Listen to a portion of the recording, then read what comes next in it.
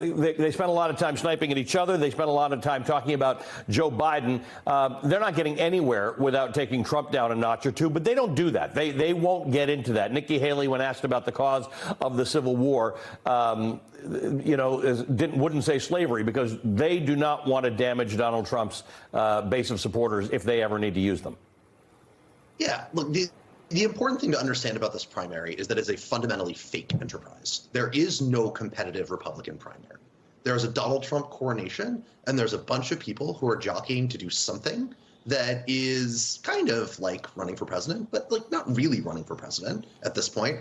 Trump's polling, he's up something like 50% in the national polls. Haley is close-ish in New Hampshire, depending on which poll you look at. Iowa's going to be Trump domination. And then after that, it basically looks like Trump, Trump, Trump all down the line. Like the man has complete and total command over the Republican Party. The question is just what maybe possibly a post-Trump future looks like. But as long as he's alive and capable of running for the presidency, he will control the Republican Party, even probably from a jail cell, if I had to bet. So to that end, right, we can talk about what's likely to happen in Iowa. We can talk about the margins. We can talk about which poll is going to be more accurate or whose supporters care more. But ultimately, DeSantis and Haley even, I think, know that what they're doing is running for sort of setting themselves up for the future at this point, or trying to stave off humiliation in DeSantis's case. So no, there's no chance that they're going to go after Trump because they know they can't win that way, and they can't win any other way. It's just this was really decided from the start, to be honest, and all we're doing is haggling out of what the narrative's going to be when it's over. That said, Vaughn, if one is looking for something to stare at on the screen, looking for something to pop up, looking for the alerts to read, and the reports to listen to from you and Dasha on Monday night, the story becomes how much Donald Trump wins by and whether he exceeds expectations or doesn't. But really, what happens next with Nikki Haley, who, as Zach commented, is going into New Hampshire with a little more strength, but that'll all depend on how she performs tomorrow in Iowa. Right, and look, for Ali, when we're talking about Nikki Haley here, right now the expectation coming out of this poll is that she comes in second place and effectively knocks off Ron DeSantis. And for Nikki Haley, the striking number, though, from that poll is the fact that just 9% of the folks who said that they intend to caucus for her said they are extremely enthusiastic about their support. Compare that to 49% of the folks who said Donald Trump that they were extremely enthusiastic about supporting him. And that is what we have seen permeate across the electorate, not just here, but across the country. And that is where part of the electorate that I am looking at here are those independent and Democratic voters. Here on caucus night, they can change their party registration. And I just was messaging with one independent and one Democrat last night, and asking them, even with this weather, do they still intend to come, change their party registration and caucus for Nikki Haley? They said that they still are going to do that, but as an effort to take down Donald Trump. And frankly, how much weight does that actually carry? Potentially a marginal, you could see an uptick of 3 or 4% due to independents and Democrats who come to help Nikki Haley. But ultimately, that 3 or 4% could be enough to knock off Ron DeSantis tomorrow night, and then give her momentum going to New Hampshire, knowing that independents don't even have to change their registration there.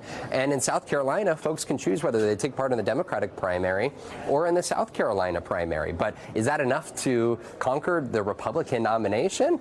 This is the same conversation I was having in Wyoming, actually, back when Liz Cheney was running in her primary against Harriet Hageman. And Ali, the question was just how many Democrats were going to change their registration to help out Nikki Haley. And frankly, a good number of them did. But Liz Cheney still lost by about 45 percentage points to Harriet Hageman. So while they helped her out a few percentage points, it was far and away not enough to beat the Trump-backed candidate. And that's the question here that I'm going to be looking at tomorrow night in Iowa. Zach, when this last poll came out, I was only really interested in how far ahead Donald Trump is. But something struck me. There's a question that I want to show you here that stood out to me. And the question is, who likely Iowa caucus goers would vote for if Donald Trump became the GOP nominee? Now, overall, you see that top number of everybody who's planning to be a caucus goer, 71% say that they would vote for Donald Trump if he becomes the nominee. The blue on the left, interestingly enough, 11% overall say they'd vote for Joe Biden, which is intriguing. Now, look at the second line. That's just Nikki Haley supporters.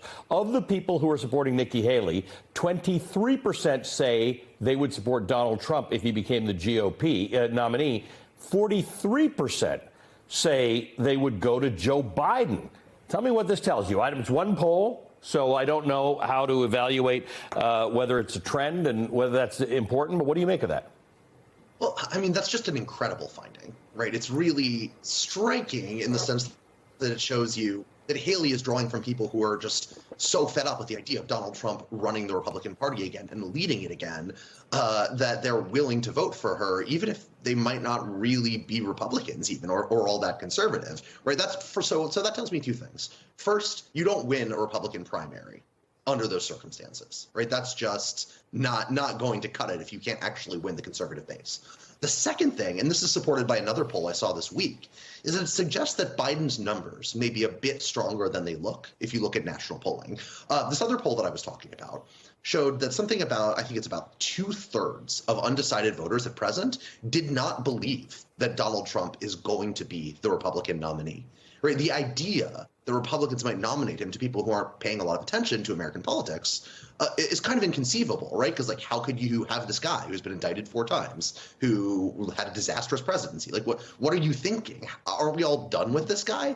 And so for voters who are going to, tune in when the general election comes around and it's time for them to cast their ballot, there's going to be a very rude awakening that this is in fact the choice between Biden and the chaos that we all remember very clearly of the Trump administration. And so if I'm the Biden people, I see those numbers, those Haley numbers, and I see this other poll I'm talking about, and I think we're being underestimated in the polls right now. Whether that remains to be true, as the year goes on, hard to say exactly, right? Like any presidential election between 2 major party candidates is bound to be close, given our highly polarized political system. But that finding in Iowa, wow, yeah. that really is striking. That one surprised me too. Feel any better? I have already put EVAC on alert. He's ready to go if it comes to that. General, I can assure you. Hey, General, let me into the war room to see you, so I had to hack my way onto this frequency. This better be critical, Wheelie. So, come on, what is it now, please? Okay, couple of things. I wanted low on the double. I was thinking about taking a couple of months sick leave, maybe starting today. And, oh yeah. I intercepted a transmission from Megatron. Then send it through. Yes, sir, right away, sir. And so I was so damn good on the other stuff. This is your last warning, insects. Relinquish what remains of the Allspark. So who's the insect? You? What? Who's the insect? Protect you. They were defeated on our world, and we will defeat them here. This was just a diversion. Security, please bring up. Rabbit, she's already inside. Deeds! Give me an update on that reserve. Boss readiness. What was his name? What was it? Evac, sir. Right, evac.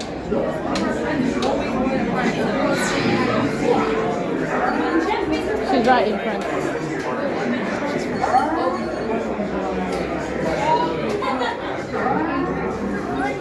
We are facing a heavy, sustained attack. They appear to be after the Allspark craft. General!